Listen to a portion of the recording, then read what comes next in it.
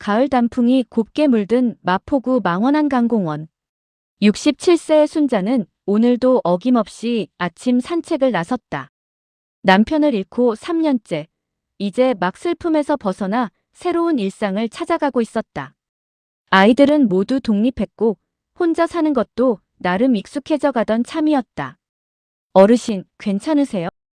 갑작스러운 남자의 목소리에 순자는 고개를 들었다.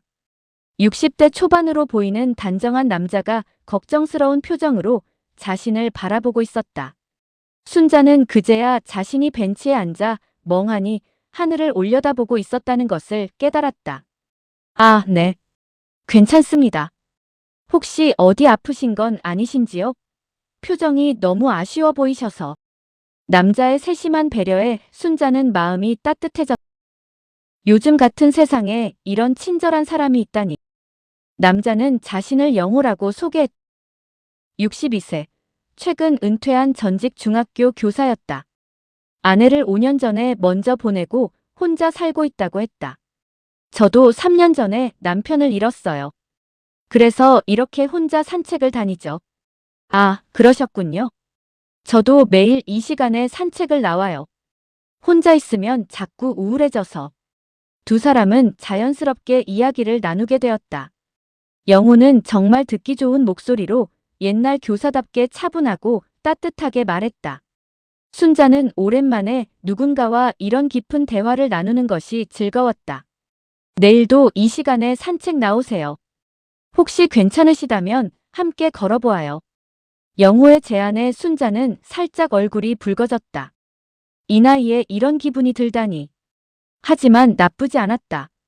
오히려 가슴이 두근거리는 이 느낌이 반가웠다. 그 다음 날 순자는 평소보다 일찍 일어나 옷차림을 정성스럽게 했다. 거울을 보며 화장도 평소보다 진하게 했다. 딸아이가 사준 예쁜 카디건을 입고 공원으로 향했다. 영호는 약속 시간보다 10분 일찍 벤치에 앉아 있었다.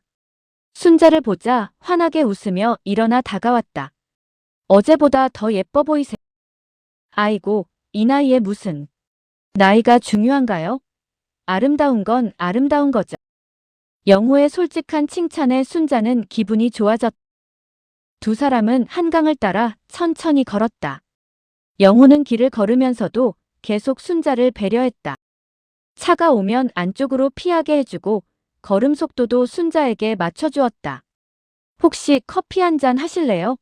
저기 카페가 있네요. 좋아요. 저도 목이 마르던 참이에요. 카페에서 두 사람은 더 깊은 이야기를 나누었다.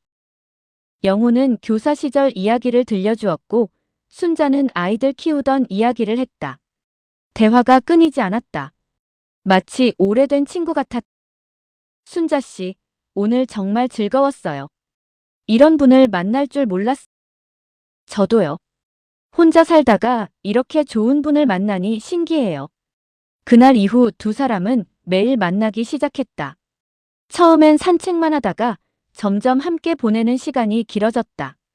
영화도 보고 전시회도 가고 맛있는 식당도 찾아다녔다. 영호는 정말 세심한 남자였다.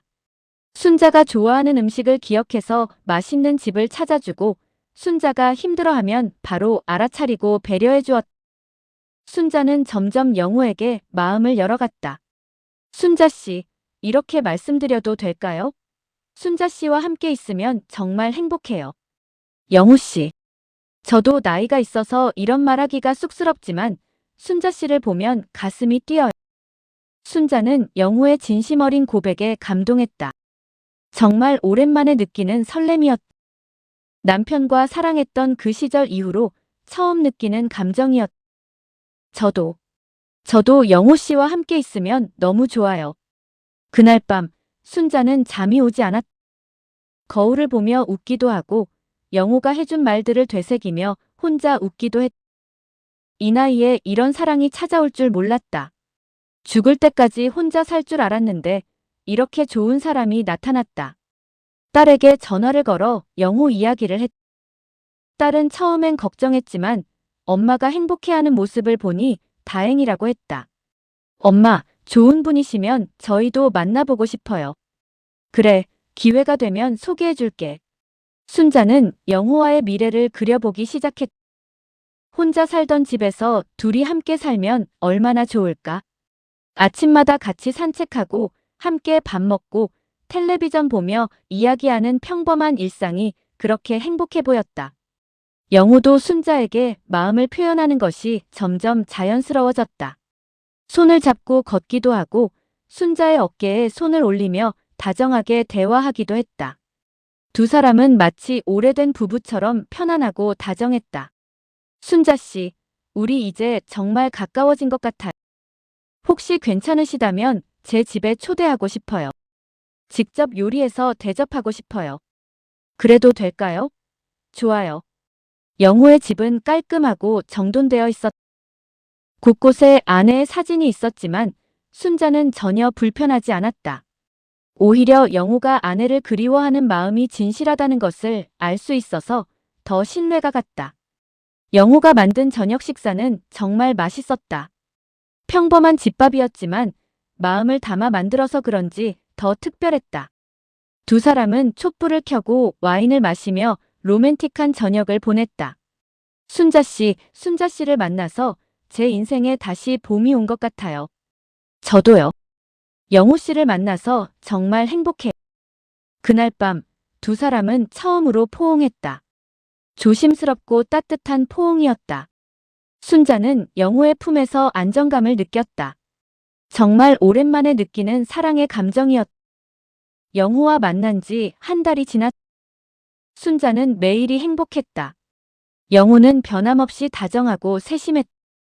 하지만 최근 들어 뭔가 이상한 점들이 느껴지기 시작했다. 순자 씨, 어제 제가 말한 영화 보러 갈... 영화요? 어제 영화 이야기 하셨나요? 아, 그랬는데. 혹시 기억 안 나세요? 순자는 고개를 갸우뚱했다. 어제 영호는 영화 이야기를 하지 않았다. 대신 다음 주에 등산을 가자고 했는데.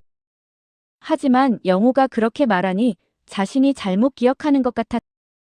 아, 제가 깜빡했나 봐요. 영화 좋아요. 또 다른 날, 순자는 영호와 약속 시간에 공원에 나갔다. 하지만 영호는 나타나지 않았다. 1시간을 기다려도 연락이 없었다. 순자는 걱정이 되어 영호에게 전화를 걸었지만 받지 않았다. 다음 날, 순자는 영호에게 물어봤다. 어제 왜 안 오셨어요? 연락도 안 되고. 어제요? 어제 만나기로 했나요? 네, 분명히 어제 이 시에 공원에서 만나기로 했는데. 아, 죄송해요.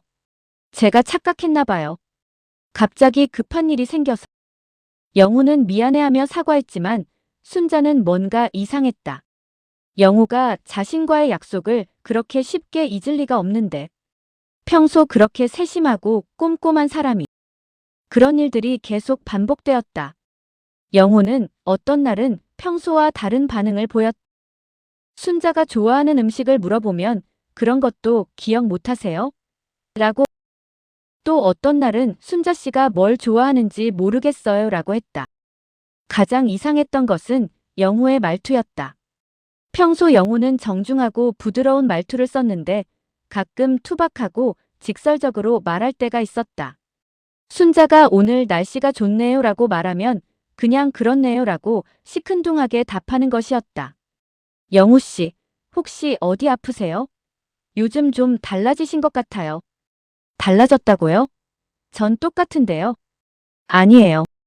말투도 그렇고 행동도 그렇고. 순자 씨가 너무 예민하게 생각하는 것 아닐까요? 영호의 반응에 순자는 더 당황했다. 평소 영호라면 혹시 제가 뭔가 실수했나요? 죄송해요라고 했. 이번엔 오히려 순자를 탓하는 것 같았다.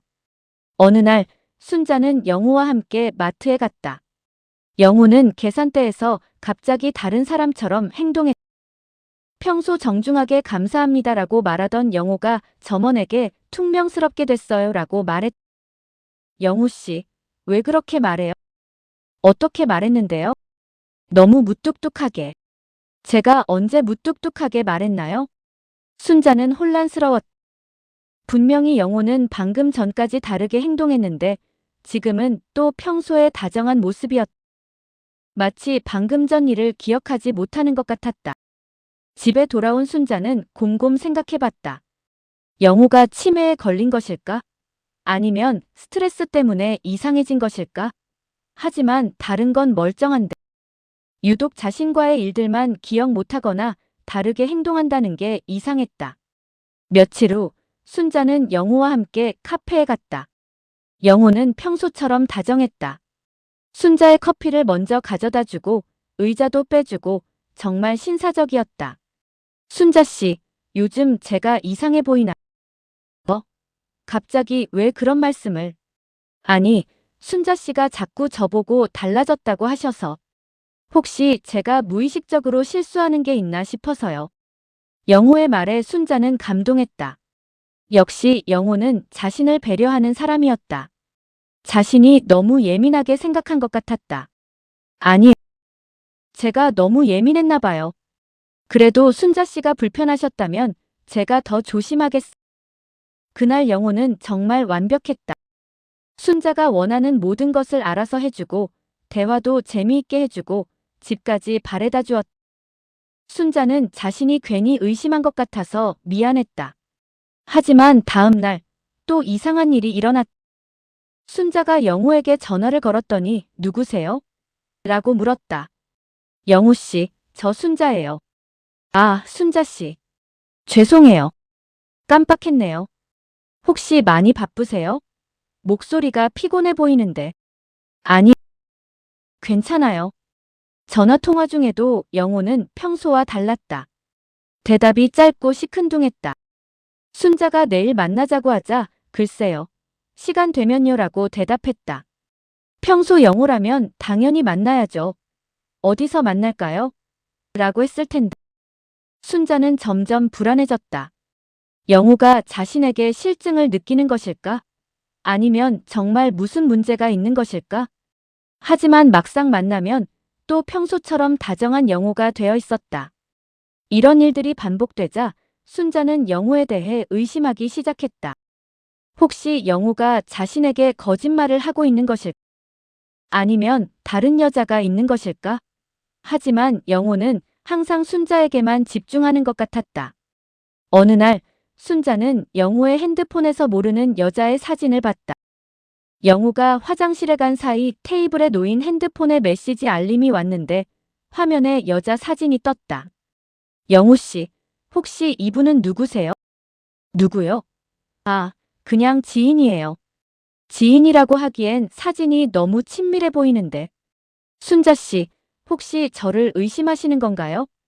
영호는 오히려 화를 내는 것 같았다. 평소 온화한 영호가 이렇게 예민하게 반응하는 것도 이상했다. 순자는 더 이상 묻지 못했다. 그날 밤 순자는 잠을 이루지 못했다. 영호에 대한 의심이 점점 커져갔다. 분명히 뭔가 숨기고 있는 것 같았다. 하지만 무엇을 숨기고 있는지 알 수 없었다. 순자의 불안감은 날이 갈수록 커져만 갔다. 영호의 이상한 행동들이 계속 반복되었지만 막상 따져 묻기엔 애매했다. 영호는 여전히 자신을 사랑한다고 말했고 대부분의 시간은 다정했기 때문이었다. 그러던 어느 목요일 오후 순자는 충격적인 장면을 목격했다. 평소보다 일찍 집에 돌아가던 길에 영호가 다른 여자와 함께 있는 것을 봤다. 그것도 아주 친밀한 모습. 순자는 급히 가로수 뒤로 몸을 숨겼다. 영호는 50대 중반으로 보이는 여자와 손을 잡고 걷고 있었다. 그 여자는 영호의 팔짱을 끼고 다정하게 대화하고 있었다. 이게 뭐야? 영호 씨가 나 말고 다른 여자를. 순자의 마음은 무너져 내렸다. 영호가 자신에게 거짓말을 하고 있었던 것이다. 그 여자는 누구일까? 영호의 또 다른 애인일까? 순자는 몰래 두 사람을 따라갔다. 영호와 그 여자는 카페에 들어갔다. 순자는 카페 밖에서 지켜보았다. 두 사람은 정말 친밀해 보였다. 영호가 자신에게 하던 것처럼 그 여자에게도 다정하게 대했다. 30분 후 두 사람이 카페에서 나왔다. 영호는 그 여자를 아파트 앞에서 배웅했다. 순자는 용기를 내어 그 여자에게 다가갔다. 저기요, 실례합니다. 네. 혹시 방금 전 함께 계신 분이 영우 씨 맞나요? 영우 씨요? 아니에요. 그분은 영수예요. 영수요? 네, 영수 씨. 그런데 왜 그러세요? 순자는 당황했다. 영수. 영우가 아니라 영수라고. 그럼 방금 전 본 남자는 영우가 아니라는 뜻인가? 혹시 영우 씨를 아세요? 영우 씨요? 아, 영수의 형 말씀하시는 건가요? 형이요? 네, 쌍둥이 형이에요. 영우 씨랑 영수 씨는 쌍둥이거든요. 순자는 머리가 핑 돌았다. 쌍둥이. 영우에게 쌍둥이 동생이 있다고? 그럼 지금까지 자신이 만난 사람 중에 영우가 아닌 사람이 있었다는 뜻인가? 쌍둥이라고요? 정말 똑같이 생겼나요? 네, 정말 똑같아요. 구별하기 어려울 정도로요. 저도 처음엔 헷갈렸어요. 그럼 혹시 영우 씨도 아세요? 영우 씨는 잘 모르겠어요. 영수하고만 만나거든요. 그런데 왜 그러세요? 순자는 더 이상 묻지 못하고 그 자리를 떠났다. 머릿속이 복잡했다. 영우에게 쌍둥이 동생이 있다고. 그럼 지금까지 자신이 경험한 이상한 일들이 설명이 된다. 집에 돌아온 순자는 지금까지 있었던 일들을 차근차근 정리해보았다. 영우가 갑자기 다른 사람처럼 행동할 때, 자신과의 약속을 기억하지 못할 때, 말투가 바뀔 때, 혹시 그때마다 다른 사람이었던 것일까? 순자는 영우에게 전화를 걸었다. 영우 씨, 혹시 쌍둥이 동생이 있으신가요? 전화기 너머로 잠시 침묵이 흘렀다. 왜 갑자기 그런 걸 물어보세요? 아니, 그냥 궁금해. 네, 있어요. 쌍둥이 동생이 있긴 한데. 왜 그걸 물어보세요? 영우의 목소리가 이상했다. 당황하는 것 같았다. 혹시 제가 그분을 본 적이 있을까요? 아니, 동생은 다른 동네에 살고 있었. 순자 씨랑은 만날 일이 없을 거예요. 하지만 순자는 이미 영수를 봤다. 그리고 영수가 다른 여자와 함께 있는 것도 봤다. 영우가 거짓말을 하고 있는 것이 분명했다. 다음 날 순자는 영우와 만났다. 영우는 평소처럼 다정했지만 순자는 이제 다른 눈으로 보았다. 혹시 지금 만나고 있는 사람이 정말 영우가 맞을까? 영우 씨, 혹시 어제 오후에 뭐 하셨어요? 어제 오후요? 집에서 책을 읽었어요. 정말요? 밖에 나가시지 않았어요? 아니요. 왜 그러세요? 순자는 거짓말인 것을 알았다. 어제 오후에 영우 혹은 영수가 다른 여자와 함께 있는 것을 봤으니까. 그럼 지금 만나고 있는 사람은 영우일까, 영수일까? 영우 씨, 혹시 반지하고 계시나요? 영우는 당황한 표정을 지었다. 순자는 지금까지 영우의 손을 유심히 본 적이 없었다는 것을 깨달았다. 반지요? 아니요, 안 하고 있어요. 어제도 안 하고 계셨나요? 네, 저는 반지를 잘 안 해요. 하지만 순자는 어제 봤던 남자가 왼손 약지에 은반지를 하고 있었다는 것을 기억했다. 그럼 어제 본 사람은 영우가 아니라 영수였던 것이다. 순자는 이제 확신했다. 영우와 영수, 두 사람이 번갈아가며 자신을 만나고 있었다. 그래서 때로는 다정한 영우의 모습이었고, 때로는 무뚝뚝한 영수의 모습이었던 것이다. 그런데 왜 이런 일을 하는 걸까? 혹시 둘이 짜고 자신을 속이고 있는 건가? 아니면 영우가 모르는 사이에 영수가 자신을 만나고 있는 건가? 순자는 더 자세히 관찰하기 시작했다. 오늘 만난 사람의 말투, 행동, 습관들을 유심히 봤다. 그리고 다음에 만날 때와 비교해 보기로 했다. 며칠 후 순자는 또 다른 남자를 만났다. 분명히 영우 혹은 영수였는데 며칠 전과는 확실히 달랐다. 순자 씨, 오늘 기분이 어떠세요? 말투부터 달랐다. 며칠 전 만난 사람은 순자 씨, 오늘도 예쁘시네요 라고 말했는데 오늘은 좀 더 차분하고 조심스러웠다. 영우 씨, 혹시 며칠 전에 제가 한 이야기 기억하세요? 무슨 이야기요? 제 딸이 출산한다고 했잖아요. 아, 죄송해요. 깜빡했네요. 역시 다른 사람이었다. 며칠 전에 만난 사람에게는 딸의 출산 이야기를 하지 않았다. 순자는 이제 확실히 알았다. 자신은 두 명의 다른 사람을 번갈아 만나고 있었다. 그날 밤 순자는 노트에 지금까지 만난 사람들의 특징을 정리했다. 0으로 추정되는 사람 다정하고 세심함, 높임말 사용, 조심스럽게 행동, 반지 없음. 0수로 추정되는 사람 좀 더 직설적, 가끔 무뚝뚝함, 반지 착용, 다른 여자와 만남. 순자는 이제 진실을 알고 싶었다. 왜 이런 일이 일어나고 있는지, 두 사람이 무슨 목적으로 자신을 속이고 있는지 알아야 했다. 순자는 며칠 동안 노트에 기록한 내용들을 분석했다. 패턴이 보이기 시작했다. 다정하고 세심한 모습을 보인 날들과 무뚝뚝하고 직설적이었던 날들이 번갈아 나타났다. 이제 확실했다. 자신은 정말로 두 명의 다른 사람을 만나고 있었다. 더 충격적인 것은 자신이 두 사람 모두에게 감정을 느끼고 있었다는 사실이었다. 다정한 영우에게는 안정감과 따뜻함을 느꼈고 무뚝뚝하지만 솔직한 영수에게는 묘한 끌림을 느꼈다. 내가 정말 누구를 사랑하고 있는 거지? 순자는 혼란스러웠다.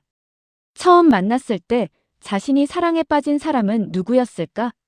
영우였을까? 영수였을까? 아니면 두 사람의 모습이 섞여서 만들어진 환상적인 존재였을까? 순자는 더 정확히 알아보기 위해 계획을 세웠다. 다음에 만날 때 몇 가지 질문을 해서 정체를 확인해 보기로 했다. 며칠 후 순자는 약속 장소에 나갔다. 나타난 것은 다정한 모습의 남자였다. 영호일 가능성이 높았다. 안녕하세요, 순자 씨. 오늘도 아름다우시네요. 역시 영호였다.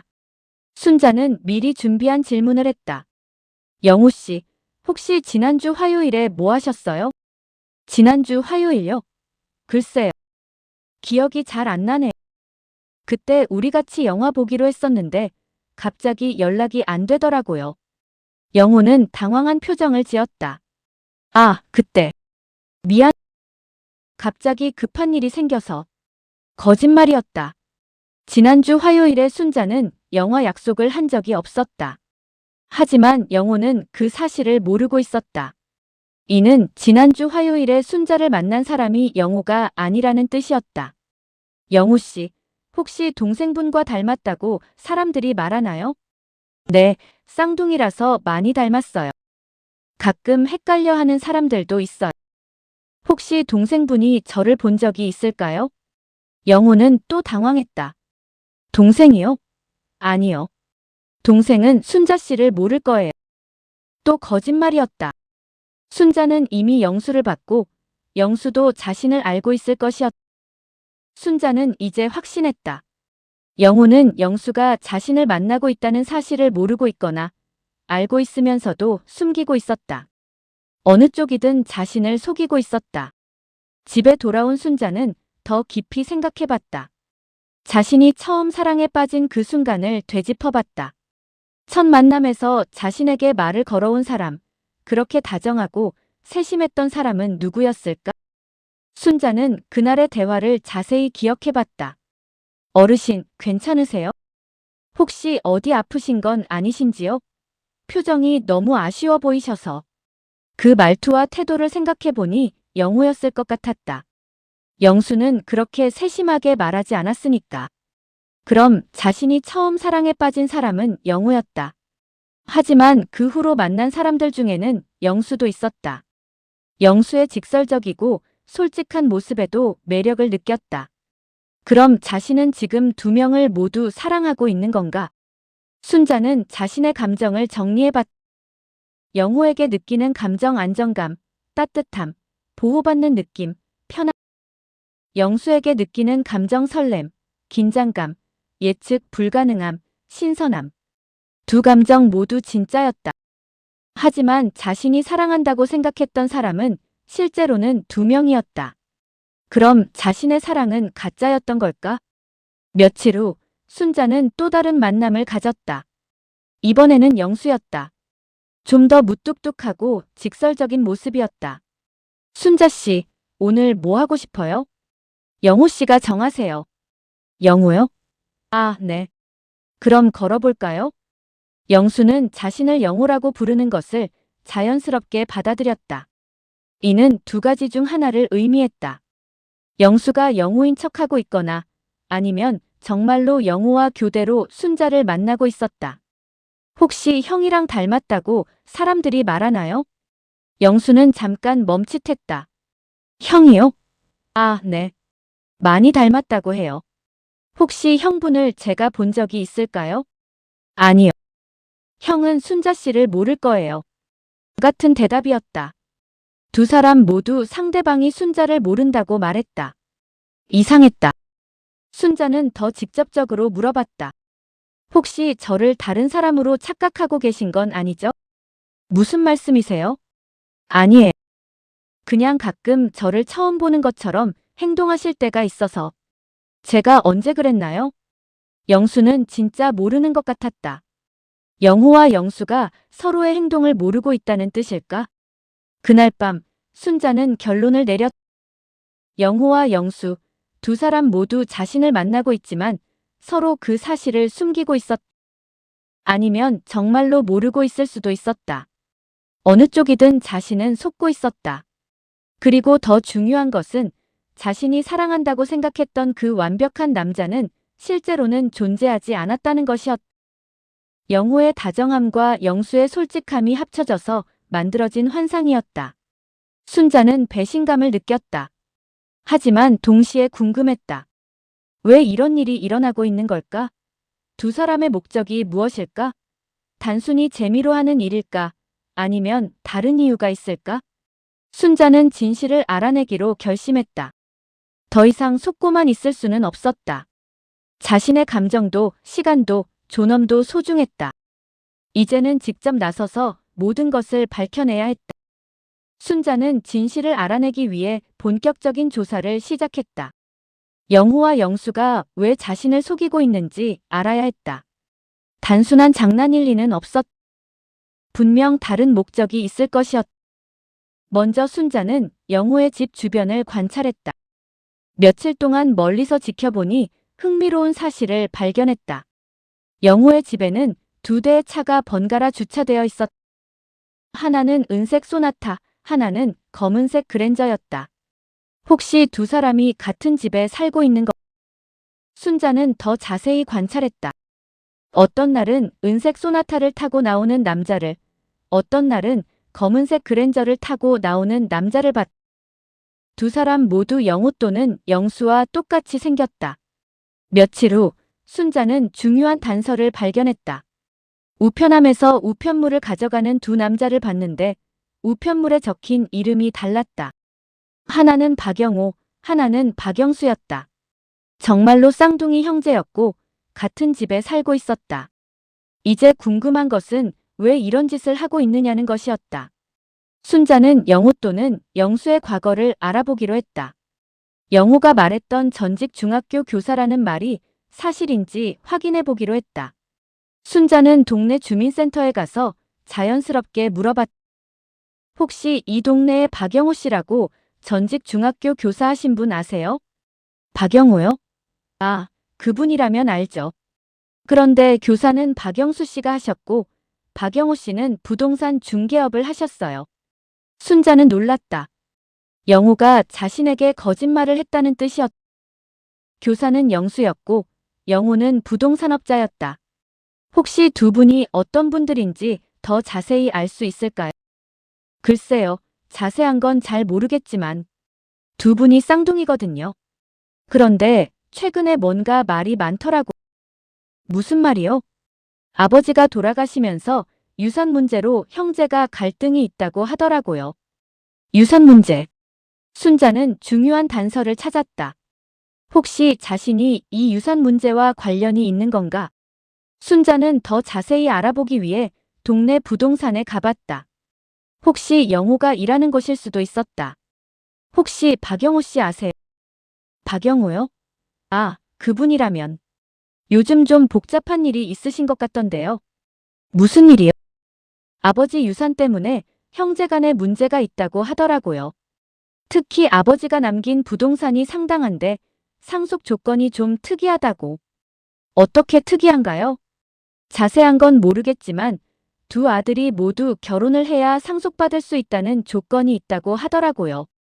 순자는 머리가 핑 돌았다. 결혼 조건?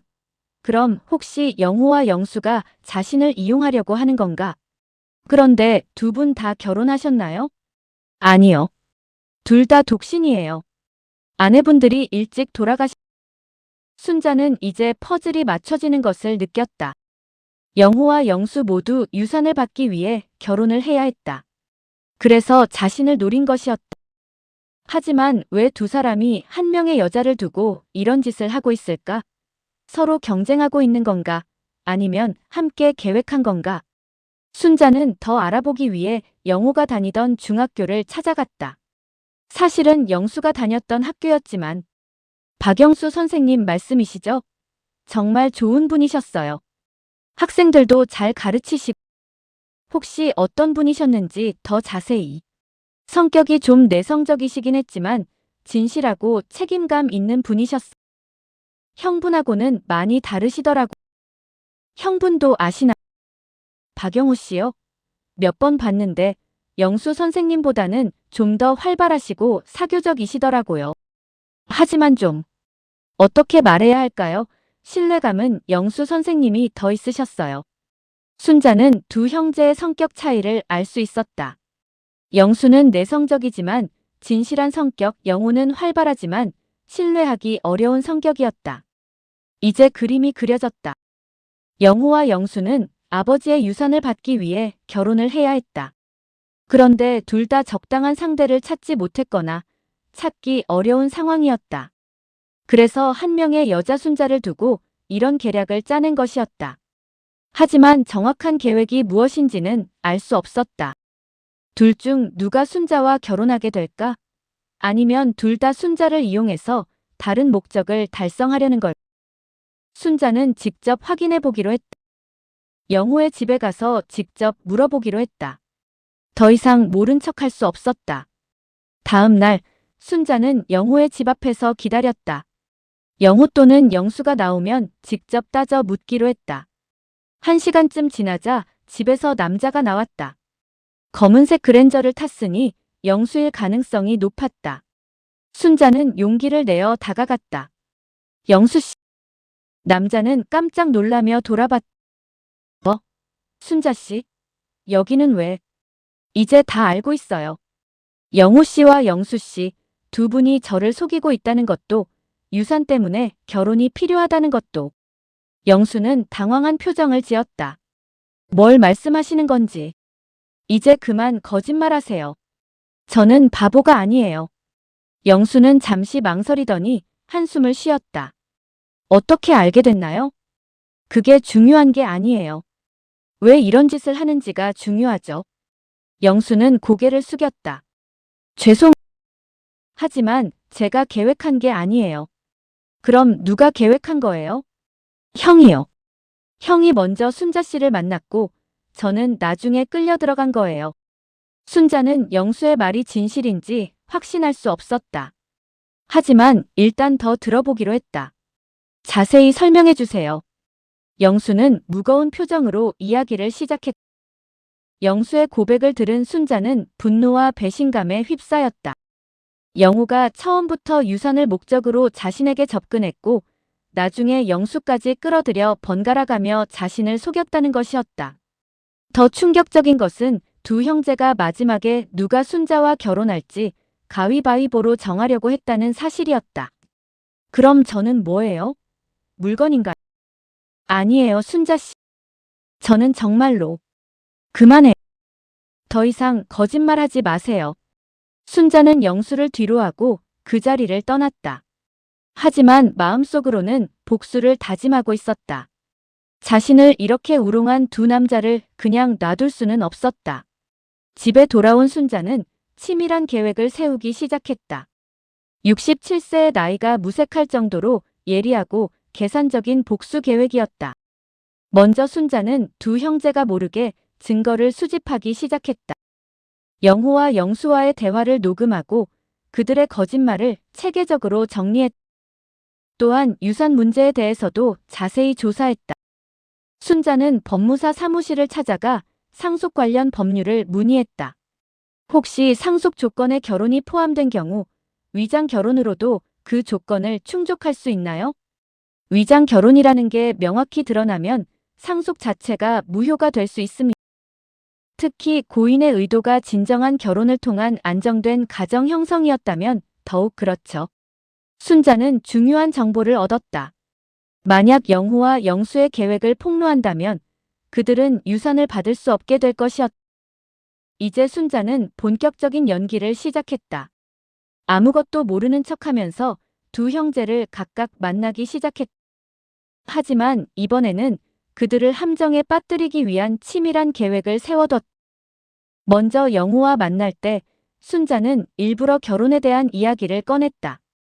영호 씨, 우리 이제 진짜 가까워진 것 같아요. 혹시 저와 결혼을 생각해 본 적 있으세요? 영호는 기뻐하며 대답했다. 당연히 생각해 봤죠. 순자 씨와 결혼할 수 있다면 정말 행복할 것 같아요. 그럼 언제쯤 결혼식을 올릴까요? 빠를수록 좋죠. 다음 달이라도. 순자는 영호의 조급함을 확인했다. 역시 유산 때문이었다. 며칠 후 영수와 만날 때도 같은 질문을 했다. 영호 씨, 우리 결혼 이야기 해본 적 있죠? 영수는 당황하며 대답했다. 결혼이요? 글쎄요. 아직 그런 이야기까지는. 뭐? 지난번에 결혼하고 싶다고 하셨잖아. 영수는 더욱 당황했다. 자신은 그런 말을 한 적이 없었지만 영호가 한 말이니 부정할 수도 없었다. 아, 그랬나요? 순자는 두 사람이 서로의 말과 행동을 완전히 파악하지 못하고 있다는 것을 확인했다. 이를 이용해서 더 큰 혼란을 만들어낼 수 있었다. 순자는 각각에게 다른 정보를 흘리기 시작했다. 영호에게는 영수라는 사람이 저를 귀찮게 하고 있어요 라고 말했고, 영수에게는 영호라는 사람이 저에게 관심이 있는 것 같아요 라고 말했다. 두 형제는 점점 서로를 의심하기 시작했다. 순자가 의도한 대로였다. 그러던 중 순자는 결정적인 증거를 손에 넣었다. 영호와 영수가 전화로 대화하는 것을 우연히 엿듣게 된 것이다. 형, 순자 씨가 이상한 소리를 해요. 영수라는 사람이 자기를 귀찮게 한다고. 뭐? 너 혹시 순자 씨한테 정체를 들킨 거 아니에요. 조심하고 있어요. 그럼 빨리 마무리하자. 다음 주에 결혼 신고하자고 해. 네, 알겠어요. 순자는 이 대화를 모두 녹음했다. 이제 확실한 증거가 있었다. 순자는 마지막 단계를 준비했다. 두 형제를 한자리에 모이게 해서 모든 것을 폭로하는 것이었다. 그리고 그 자리에는 증인들도 있을 것이었다. 순자는 영호에게 전화를 걸었다. 영호 씨, 내일 우리 시니어 커뮤니티 센터에서 만날 수 있을까요? 중요한 이야기가 있어. 무슨 이야기인데요? 결혼에 대한 이야기예요. 정식으로 프러포즈를 받고 싶어. 영호는 기뻐하며 승낙했다. 그리고 영수에게도 같은 내용으로 전화를 걸었다. 영수는 혼란스러워했지만 영호가 한 약속이라고 생각하고 나오기로 했다. 다음 날 순자는 시니어 커뮤니티 센터에 일찍 도착해서 준비를 마쳤다. 딸과 친구들에게도 미리 연락해서 증인으로 와달라고 했다. 그리고 녹음기와 사진들, 모든 증거 자료를 준비했다. 오후 2시, 영호가 먼저 도착했다. 정장을 입고 꽃다발까지 들고 왔다. 프러포즈 준비를 단단히 해온 것 같았다. 순자 씨, 오늘 정말 특별한 날이 될 것 같네. 네, 정말 특별한 날이 될 거예요. 10분 후, 영수도 나타났다. 영수는 영호를 보고 깜짝 놀랐다. 형, 여기 왜? 영호도 영수를 보고 당황했다. 너는 여기 왜 나와? 순자는 두 사람을 보며 차분하게 말했다. 둘 다 제가 부른 거예요. 이제 모든 걸 정리하고 싶어서. 주변에 앉아있던 순자의 딸과 친구들이 조용히 지켜보고 있었다. 영호와 영수는 상황을 파악하지 못하고 있었다. 순자 씨, 이게 무슨... 지금부터 제가 말하는 것을 잘 들어보세요. 그리고 중간에 끼어들지 마세요. 순자는 준비해온 자료들을 꺼내며 말을 시작했다. 박영호 씨, 박영수 씨. 두 분 모두 제가 지난 2달 동안 만나온 분들이죠. 두 형제는 얼굴이 하얗게 질렸다. 처음에는 정말 몰랐어요. 왜 어떤 날은 다정하고 어떤 날은 무뚝뚝한지, 왜 약속을 기억 못하는지, 왜 이상한 행동을 하는지 몰랐. 순자는 녹음기를 꺼냈다. 하지만 이제 다 알고 있어요. 두 분이 아버지 유산을 받기 위해 결혼이 필요했고, 그래서 저를 이용하기로 계획했다는 것도요. 영호가 급히 말했다. 순자 씨, 오해예요. 저는 정말로. 오해라고요? 그럼 이 녹음을 들어보세요. 순자는 영호와 영수가 전화로 대화한 내용을 틀었. 형, 순자 씨가 이상한 소리를 해요. 빨리 마무리하자. 다음 주에 결혼 신고하자고 해. 녹음이 끝나자 센터 안은 조용해졌다. 영호와 영수는 아무 말도 할 수 없었. 그뿐만 아니에요. 영호 씨, 당신은 제게 전직 교사라고 거짓말했죠. 사실은 부동산업자인데. 그리고 영수 씨, 당신은 형이 하는 일을 알면서도 같이 저를 속였. 순자는 더 많은 증거들을 제시했다. 두 사람이 같은 집에 사는 것, 차를 번갈아 타는 것, 서로 다른 이름으로 우편물을 받는 것까지. 67년을 살면서 이런 모욕을 당한 적은 처음이에요. 제가 그렇게 만만해 보였나요? 영수가 고개를 숙이며 말했. 죄송해요, 순자 씨. 정말 죄송해요. 죄송하다고요? 그걸로 끝인가요? 순자는 법무사 사무실에서 받은 정보를 꺼냈다. 두 분이 모르실 텐데 위장 결혼으로 상속 조건을 충족하려고 하면 상속 자체가 무효가 될 수 있어요. 저는 이미 관련 기관에 신고할 준비가 되어 있어요. 영호가 급히 말했다. 순자 씨, 제발 그러지 마세요. 저희가 잘못했어요. 잘못했다는 걸 알면서 왜 했나요? 저를 뭘로 받길. 순자의 목소리에는 분노가 담겨 있었다. 주변 사람들도 두 형제를 비난하는 눈빛으로 바라보았다. 제발 용서해 주세요. 저희가 어떻게든 보상하겠어요. 보상이라고요? 제 감정을 어떻게 보상할 건가요? 제가 2달 동안 느꼈던 설렘과 사랑을 어떻게 보상할 건가? 영수가 눈물을 흘리며 말했다. 순자 씨, 저는 정말로 순자 씨를 좋아하게 됐어요. 처음엔 형 때문에 어쩔 수 없이 시작했지만 나중엔 진심이었어요. 진심이었다고요? 그럼 왜 진실을 말하지 않았나요?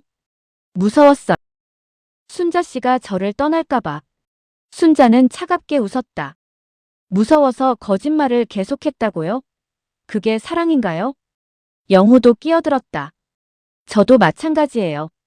처음엔 유산 때문이었지만 순자 씨를 만나면서 진짜 감정이 생겼어요. 두 분 다 그만하세요.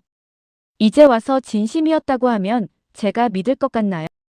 순자는 일어서서 두 사람을 내려다봤다. 67세 할머니를 이렇게 우롱한 대가를 치러야 해. 저는 두 분을 절대 용서하지 않을 거예요. 그때 영수가 갑자기 일어서서 소리쳤다. 형, 이게 다 형 때문이야. 처음부터 형이 계획한 거잖아. 영호도 화를 내며 대답했다. 뭐? 너도 동의했잖아. 나 혼자 한 것처럼 왜 그래? 두 형제는 서로를 비난하기 시작했다. 주변 사람들은 그 모습을 혀를 차며 바라봤다. 너 때문에 이렇게 됐어. 내 때문이라고. 너도 똑같이 했잖아. 형제 간의 싸움을 보던 순자는 더욱 실망했다. 마지막까지도 책임을 서로에게 떠넘기고 있었다. 그만하세요. 두 분 다 똑같아요. 책임감도 없고 양심도 없고 진실도 없어요. 순자의 외침에 두 형제는 입을 다물었다. 이제 정말 끝이에요. 다시는 저에게 연락하지 마세요. 그리고 만약 다른 분들께 이런 짓을 한다면 가만히 있지 않겠습니다. 시니어 커뮤니티 센터의 그날 오후는 순자에게 있어서 인생의 전환점이었다. 두 형제의 배신을 공개적으로 폭로한 후 순자는 묘한 해방감을 느꼈다. 67년 인생에서 이렇게 당당하게 자신을 지켜본 적이 없었다. 하지만 그날 이후 며칠간 순자는 복잡한 감정에 휩싸였다. 분노와 배신감, 그리고 어딘가 남아있는 아쉬움까지. 정말 모든 것이 거짓이었을까? 영수가 마지막에 했던 말, 진심이었다는 그 말은 정말 거짓말이었을까? 일주일 후, 순자는 딸 미영이로부터 전화를 받았다. 엄마, 괜찮으세요? 지난번 일 때문에 마음이 많이 상하셨을 텐데. 오히려 속이 시원해. 정말요? 그래도 혼자 계시니까 걱정되네요. 걱정 마. 엄마는 생각보다 강해. 하지만 실제로는 그렇게 강하지 못했다. 밤마다 지난 2달을 되돌아보며 자책하곤 했다. 어떻게 그렇게 쉽게 속을 수 있었을까? 67세의 나이에도 여전히 세상을 모르는 순진한 사람이었을까? 그러던 중 예상치 못한 일이 일어났다. 영호와 영수의 아버지 유산 문제가 법정으로 간 것이다. 순자가 관련 기관에 신고한 것이 아니라 다른 상속인이 문제를 제기한 것이었다. 순자는 법원에서 온 증인 출석 통지서를 받았다. 영호와 영수의 위장 결혼 시도에 대한 증언을 해달라는 것이었다. 법정에 서는 날 순자는 떨렸다. 그동안 개인적인 복수였다면 이제는 공식적인 법적 절차였다. 영호와 영수도 법정에 나와 있었다. 두 사람 모두 초라한 모습이었다. 증인께서는 피고인들과 어떤 관계셨나요? 연인 관계였습니다. 정확히는 그렇게 믿고 있었습니다. 피고인들이 위장 결혼을 시도했다는 것을 어떻게 알게 되셨나요? 순자는 차근차근 모든 경위를 설명했다. 처음 만남부터 시작해서 이상한 점들을 발견한 과정, 진실을 알아낸 과정, 그리고 그들의 계획을 알게 된 경위까지. 그럼 증인께서는 피고인들의 진심 어린 감정은 전혀 없었다고 보시나요? 순자는 잠시 망설였다. 이 질문이 가장 어려웠다. 처음에는 모든 것이 계획된 거짓이라고 생각했습니다. 하지만 지금 생각해보면, 특히 박영수 씨의 경우에는 후에 진심이 생겼을 수도 있다고 봅니다. 영수가 고개를 들어 순자를 바라봤다. 눈에 눈물이 맺혀 있었다. 하지만 진심이 생겼다고 해서 처음에 속임수가 정당화되는 것은 아닙니다. 67세의 여성을 상대로 이런 계획을 세운 것 자체가 용납할 수 없는 일입니다. 판사는 순자의 증언을 바탕으로 영호와 영수의 상속권을 박탈했다. 그들은 아버지의 유산을 한 푼도 받을 수 없게 되었다. 법정을 나서면서 순자는 영수와 마주쳤다. 영수는 순자에게 다가와 고개를 숙였다. 순자 씨, 정말 죄송해요. 그리고 감사해요. 감사하다고요? 네. 순자 씨 덕분에 제가 얼마나 잘못된 일을 했는지 깨달았어요. 그리고 진짜 사랑이 뭔지도 알게 됐어요. 순자는 영수의 말에 마음이 흔들렸다. 하지만 곧 자세를 바로 했다. 그것만으로는 부족해요. 진심이라면 행동으로 보여야 해요. 어떻게 하면 될까요? 다시는 이런 일 하지 마세요. 그리고 진짜 사랑을 할 때는 정직하게 하세요. 영수는 고개를 끄덕였다. 알겠어요. 그리고 순자 씨, 언젠가 기회가 된다면 정말로 사과드리고 싶어요. 그날 밤, 순자는 집에서 조용히 차를 마시며 생각에 잠겼다. 오늘로써 모든 것이 정말 끝났다. 영호와 영수는 유산도 잃고 자신도 잃었다. 자신은 복수를 완성했다. 하지만 마음 한구석이 허전했다. 이기긴 했지만 뭔가 잃은 것 같은 기분이었다. 지난 2달간 느꼈던 설렘과 행복감은 정말 모두 가짜였을까? 순자는 거울을 보며 자신에게 물었다. 순자야, 너는 정말 무엇을 원했던 거지? 복수였니? 아니면 사랑이었니? 거울 속의 순자는 대답하지 않았다. 다만 67년을 살아온 여자의 깊은 눈빛만이 있었다. 며칠 후 순자는 동네 슈퍼마켓에서 영수와 마주쳤다. 영수는 예전과 다른 모습이었다. 좀 더 수척해지고 초라해 보였다.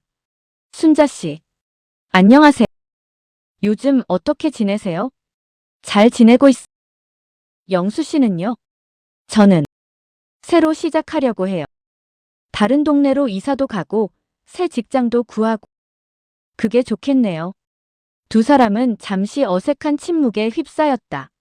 순자 씨, 마지막으로 한 가지만 물어봐도 될까요? 뭐든. 혹시 제가 처음부터 정직했다면 달랐을까요? 순자는 잠시 생각했다. 정말 어려운 질문이었다. 모르겠어. 하지만 적어도 이렇게 끝나지는 않았을 거예요. 영수는 아쉬운 표정을 지었다. 그렇겠죠. 제가 너무 늦게 깨달았네요. 늦었다고 생각하지 마세요. 지금이라도 깨달은 게 다행이에요. 영수는 고개를 끄덕이며 걸어갔다. 순자는 그 뒷모습을 보며 복잡한 마음을 느꼈다. 그날 밤 순자는 일기를 썼다. 오늘 영수를 만났. 많이 변한 것 같. 진심으로 후회하는 것 같기도 하고. 하지만 이미 늦었. 67년을 살면서 배운 것이 있다면 첫 번째 인상이 가장 중요하다는 것이다. 처음에 거짓말로 시작된 관계는 절대 진실이 될 수 없다. 하지만 마음 한구석에서는 다른 목소리가 들렸. 정말 그럴까? 사람은 변할 수 있는 거 아닐까? 순자는 그 목소리를 애써 무시했다. 이제는 앞으로만 보고 살아야 했다. 그로부터 한 달이 지났. 순자의 일상은 서서히 평정을 되찾아가고 있었다. 아침 산책도 다시 시작했고 시니어 커뮤니티 활동도 예전처럼 참여했다. 사람들은 순자의 용기 있는 행동을 칭찬했고 몇몇 분들은 비슷한 경험담을 털어놓기도 했다. 순자 씨처럼 당당하게 맞서는 게 쉽지 않은데 정말 대단해요. 67세에도 이렇게 사랑에 빠질 수 있다는 게 부럽기도 해요. 하지만 순자는 이런 칭찬들이 마냥 기쁘지만은 않았다. 사람들이 말하는 용기 있는 행동이 정말 옳은 것이었을까? 영호와 영수를 완전히 무너뜨린 것이 정이었을까? 어느 가을날 오후, 순자는 평소처럼 한강변을 걷고 있었다.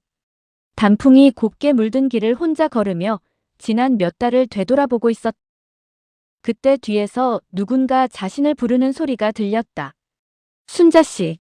돌아보니 영수였다. 한 달 전보다 더 말라 보였고 옷차림도 이전의 단정함과는 거리가 멀었다. 영수 씨, 여기는 어떻게? 죄송해요. 일부러 찾아온 건 아니고 우연히 보게 되어서. 영수는 조심스럽게 다가왔다. 요즘 어떻게 지내세요? 그럭저럭. 영수 씨는 이사 간다고 하지 않았나요? 네, 다음 주에 이사 가요. 부산으로 내려가려고 해요. 그래요? 잘 됐네요. 둘 사이에 어색한 침묵이 흘렀. 영수는 몇 번 말을 꺼내려다가 망설였다. 순자 씨, 마지막으로 하고 싶은 말이 있어요. 뭔가요? 저는 정말로 순자 씨를 사랑하게 됐어요. 처음엔 형 때문에 어쩔 수 없이 시작한 일이었지만 순자 씨를 알게 되면서 진심이 됐어요. 순자는 영수의 눈을 바라봤다. 그 눈에는 진실함이 담겨 있었다. 지금 와서 그런 말을 해도 아무것도 바뀌지 않아요. 알아요. 바꿀 생각도 없어요. 다만 순자 씨가 알아주셨으면 해서요. 제가 느꼈던 감정만큼은 진짜였다는 것. 영수는 주머니에서 작은 상자를 꺼냈다. 이걸 드리고 싶어요. 뭐예요? 어머니의 유품이에요.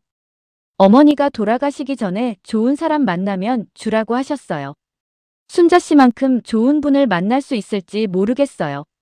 상자 안에는 소박하지만 아름다운 은반지가 들어있었다. 받을 수 없어요. 선물이 아니에요. 그냥 기억해달라는 뜻이에요. 저와의 시간이 모두 거짓이었던 건 아니라는. 순자는 망설였다. 받는다면 영수에게 희망을 주는 것 같았고 받지 않는다면 너무 냉정한 것 같았다. 영수 씨는 정말 반성하고 있나요? 네. 매일 후회하고 있어요. 순자 씨를 만나면서 진짜 사랑이 뭔지 알았거든요. 그런데 제가 그걸 스스로 망쳐버렸어요. 그럼 앞으로는 어떻게 살 거예요? 정직하게 살려고 해요. 다시는 누군가를 속이지 않을 거예요. 그리고 혹시 다시 사랑하게 되는 사람이 있다면 처음부터 진실만 말할 거예요. 순자는 영수의 진심을 느낄 수 있었다. 하지만 동시에 상처받은 자신의 마음도 있었다. 영수 씨, 사람은 한 번 신뢰를 잃으면 다시 얻기가 어려워요. 알아요. 그래서 순자 씨께 용서를 구하는 게 아니에요. 다만 이해해달라는 거예요. 순자는 반지 상자를 받았다. 고마워요. 하지만 이게 새로운 시작을 의미하는 건 아니에요. 알고 있어요. 순자 씨의 마음을 바꾸려고 하는 게 아니에요. 그럼 뭘 원하는 거예요?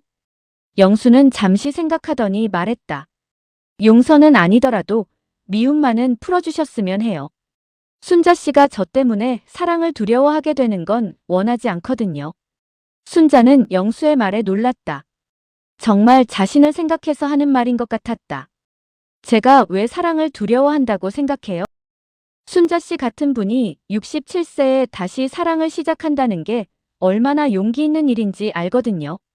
그런데 저 때문에 그 용기를 잃게 되면 영수는 말을 잇지 못했다. 순자는 영수가 자신의 마음을 이해하고 있다는 것을 깨달았다. 걱정하지 마세요. 저는 생각보다 강해요. 다행이에요. 그럼 언젠가 정말 좋은 분을 만나실 수 있을 거예요. 영수 씨도 그렇게 되길 바라요. 두 사람은 마지막으로 악수를 나눴다. 영수의 손은 따뜻했다. 안녕히 가세요, 순자 씨. 영수 씨도 부산에서 새로 시작 잘하세요. 영수가 걸어가는 모습을 보며 순자는 복잡한 감정을 느꼈다. 분명 잘못한 사람이지만 진심으로 후회하는 모습이 안쓰럽기도 했다. 집에 돌아온 순자는 영수가 준 반지를 바라봤다. 소박하지만 정성이 느껴지는 반지였다. 순자는 반지를 끼워봤다. 사이즈가 딱 맞았다. 거울을 보며 순자는 자신에게 물었다. 순자야, 너는 영수를 용서할 수 있겠니? 거울 속의 순자는 여전히 대답하지 않았다. 하지만 반지를 낀 손을 보며 순자는 알 수 있었다. 미움은 이미 사라지고 있었다. 며칠 후 순자는 딸 미영에게 전화를 걸었다. 미영아, 엄마가 물어볼 게 있어. 네, 엄마. 뭐든지 물어보세요. 만약 누군가가 너를 속였지만 나중에 진심으로 후회한다면 너는 그 사람을 용서할 수 있겠니? 갑자기 무슨 얘기예요? 혹시 그 사람들과 관련된 건가요? 아니야. 그냥 궁금해서. 미영은 잠시 생각하더니 대답했다. 엄마, 용서는 상대방을 위한 게 아니라 자신을 위한 거래요. 미워하고 있으면 엄마만 힘들잖아요. 순자는 딸의 말에 고개를 끄덕였다. 맞는 말이었다. 그날 밤 순자는 일기에 썼다. 오늘 영수를 만났. 많이 변한 것 같다. 진심으로 후회하는 것 같다. 반지도 받았다. 미웠던 마음이 조금씩 사라지고 있다. 이게 용서인가? 아니면 그냥 지쳐서 포기하는 건가? 잘 모르겠다. 하지만 한 가지는 확실하다. 나는 여전히 사랑할 수 있는 사람이다. 67세에도 가슴이 뛸 수 있고 상처받을 수도 있고 용서할 수도 있다. 그것만으로도 충분하다. 며칠 후 순자는 또 다른 선택의 순간에 직면했다. 같은 시니어 커뮤니티에서 활동하는 70세의 정신과 은퇴의사 김 선생이 자신에게 관심을 보이기 시작한 것이었다. 순자 씨, 요즘 어떻게 지내세요? 지난번 일이 많이 힘드셨을 텐데. 괜찮아요, 김 선생님. 이제 다 지난 일이에요.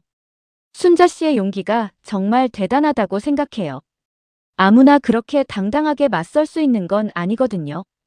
김 선생은 영호나 영수와는 완전히 다른 타입이었다. 차분하고 지적이며 무엇보다 정직해 보였다. 하지만 순자는 조심스러웠다. 한 번 속은 경험이 있어서 쉽게 마음을 열기 어려웠다. 김 선생님, 혹시 저에게 특별한 관심이 있으신 건가요? 김 선생은 당황하지 않고 솔직하게 답했다. 네, 있습니다. 순자 씨가 매력적인 분이라고 생각해요. 하지만 급하게 생각하지는 않아요. 천천히 알아가면서 좋은 친구부터 시작하면 어떨까 해서요. 순자는 김 선생의 솔직함이 마음에 들었다. 영호처럼 과도하게 달콤한 말도 하지 않고 영수처럼 숨기는 것도 없어 보였다. 좋아요. 친구부터 시작해봐요. 하지만 그날 밤 순자는 영수가 준 반지를 바라보며 복잡한 심경이었다. 새로운 시작을 해도 될까? 아니면 아직 마음의 정리가 덜 된 걸까?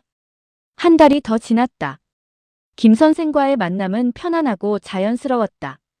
그는 약속을 어기지 않았고 거짓말을 하지 않았으며 순자를 존중해 주었다. 하지만 순자는 아직 확신이 서지 않았다. 그러던 어느 날 순자는 예상치 못한 소식을 들었다. 영호가 사기 혐의로 또 다른 법적 문제에 휘말렸다는 것이었다. 이번에는 다른 여성을 상대로 한 결혼 사기였다. 역시 본성은 바뀌지 않는구나. 순자는 영호에 대해서는 더 이상 어떤 감정도 느끼지 않았다. 하지만 영수는 달랐다. 영수는 정말로 부산에서 새로운 삶을 시작하고 있었고 더 이상 누구도 속이지 않는 것 같았다. 어느 겨울날 저녁, 순자는 김 선생과 함께 저녁 식사를 하고 있었다. 김 선생은 조심스럽게 물었다. 순자 씨, 혹시 아직도 그분들 생각을 하시나요? 어떤 분들요? 지난번에 순자 씨를 힘들게 했던 분들 말이에요. 순자는 잠시 생각했다. 정직하게 답해야 할 것 같았다. 가끔 생각해요. 특히 영수라는 분은 미워할 수만은 없더라고요. 왜 그런가요? 마지막에 진심으로 후회하는 모습이 진짜 같았거든요. 물론 용서할 수는 없지만 미워하지도 않아요. 김 선생은 고개를 끄덕였다. 그런 마음을 가질 수 있다는 게 순자 씨의 큰 장점이에요. 누군가를 미워하면서 사는 건 본인이 더 힘들거든요. 김 선생님도 그렇게 생각해요? 네. 의사로서 많은 환자들을 봤는데 용서할 수 있는 사람들이 더 행복하게 살더라고요. 그날 밤 순자는 또 다른 결정을 내렸다. 영수에게 편지를 쓰기로 한 것이었다.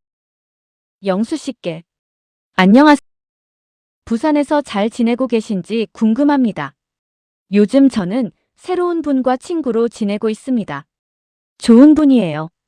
정직하고 진실한 분이죠. 영수 씨가 마지막에 걱정했던 것처럼 저는 사랑을 두려워하지 않고 있어요.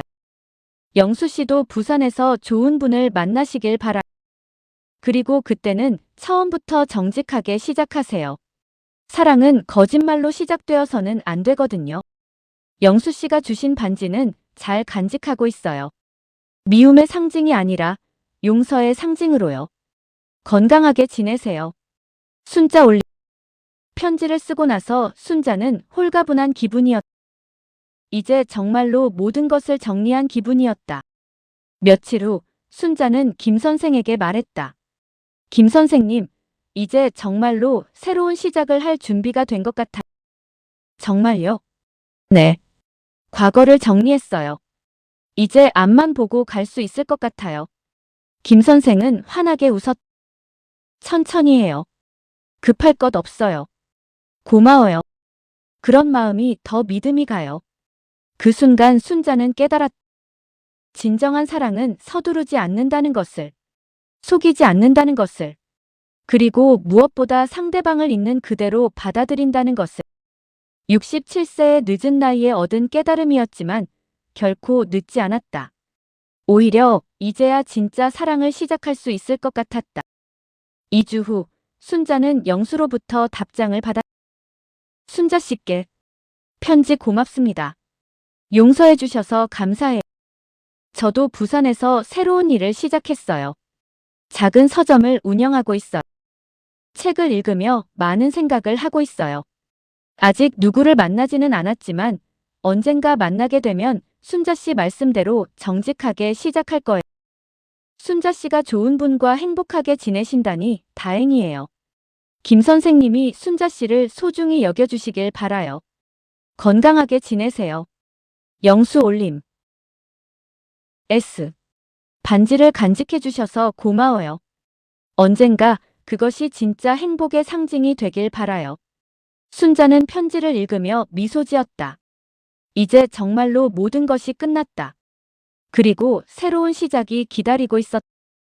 그날 저녁 순자는 김 선생과 함께 한강변을 걸었다. 겨울 강바람이 차갑지만 두 사람의 마음은 따뜻했다. 순자 씨, 당신과 함께 걸으니 좋네요. 저도요, 김 선생님. 앞으로도 이렇게 함께 걸을 수 있을까요? 물론이죠. 천천히, 정직하게요.